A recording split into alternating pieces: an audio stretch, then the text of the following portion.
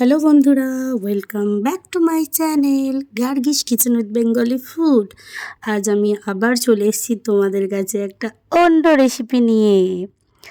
তোমরা তো সবাই নতুন নতুন মাছের ঝোল ট্রাই করেছো, এইভাবে আমার স্টাইলে একবার মাছের ঝোল ট্রাই করতে পারো।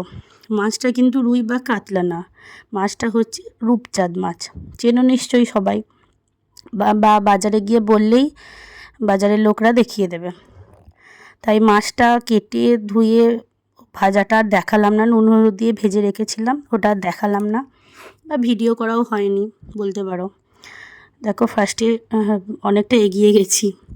দেখো ফার্স্টে কড়াইয়ে তেল দিয়ে তাতে পাঁচফোড়ন আর তেজপাতা ফোড়ন দিয়ে আলুগুলো দিয়ে দিয়েছি, লম্বা লম্বা করে পাতলা পাতলা করে কাটা আলুগুলো দিয়ে দিয়েছি।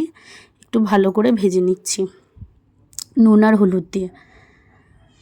ভাজা হয়ে গেছে, এখানে একটা মশলা তৈরি করে নিয়েছি। পেঁয়াজ, আদা, রসুন, কাঁচা লঙ্কা, জিরে ধনের গুঁড়ো আর লঙ্কার গুঁড়ো সব একসঙ্গে বেটে এখানে রাখা ছিল। ওই মশলাটা দিয়ে খুব ভালো করে কষিয়ে নিয়েছি।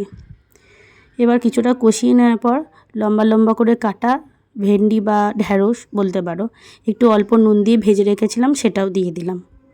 আর কিছুই না, কষা হয়ে গেছে। এবার পরিমাণ মতো জল দিয়ে দিচ্ছি, যতটা ঝোল চাই ততটা জল দিয়ে দিলাম। দেখো হয়েই গেছে প্রায় আমার ঝোলটা। এবার জলটা ফুটে এলেই ব্যাস হয়ে যাবে মাছের ঝোল। দেখো আমার ঝোল ফুটে এসছে, মাছগুলো দিয়ে দেওয়া হয়ে গেছে। আর কিছুই না, আলুগুলো সেদ্ধ হলে নামিয়ে রেডি হয়ে যাবে আমাদের মাছের ঝোল। অল্প একটু মাছ ভাজা তেলও দিয়ে দিলাম স্বাদ হওয়ার জন্য। দেখো মাছের ঝোল আমাদের প্রায় কমপ্লিট। চলো তাহলে ভিডিওটা যদি ভালো লেগে থাকে আমার চ্যানেলটিকে তাহলে সাবস্ক্রাইব করে, ফেসবুক থেকে দেখে থাকলে পেজটিকে ফলো করে দেবে।